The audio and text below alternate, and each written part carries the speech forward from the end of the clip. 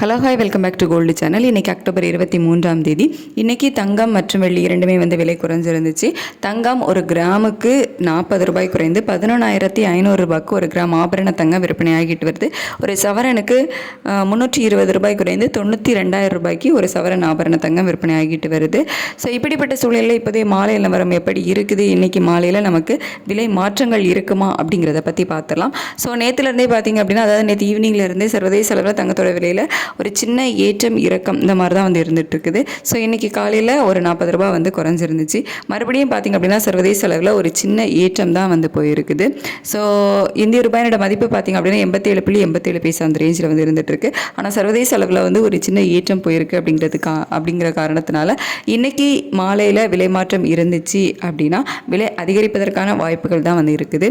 எவ்வளோ ரூபாய் வரைக்கும் விலை அதிகரிப்பதற்கான வாய்ப்புகள் இருக்குது அப்படின்னு பார்த்தீங்கன்னா ஒரு 40 ரூபாயிலிருந்து 80 ரூபாய் வரைக்குமே விலை அதிகரிப்பதற்கான வாய்ப்புகள் தான் இருக்குது.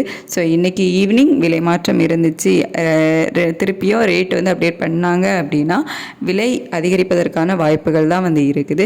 வெள்ளியோட விலையுமே சர்வதேச அளவில் ஒரு சின்ன ஏற்றம் போயிருக்குது. ஸோ இன்றைக்கி காலையில் 174 ரூபான்னு ஒரு கிராம் வெள்ளி விற்பனை ஆகிட்டு வருதுல்ல. ஸோ அதிலிருந்து 1 ரூபாய் இல்லை 2 ரூபாய் விலை அதிகரிப்பதற்கான வாய்ப்புகள் தான் இருக்குது. சர்வதேச அளவில் தங்கம் மற்றும் வெள்ளி இரண்டுமே ஒரு சின்ன விலை ஏற்றத்தில் தான் இருக்குது.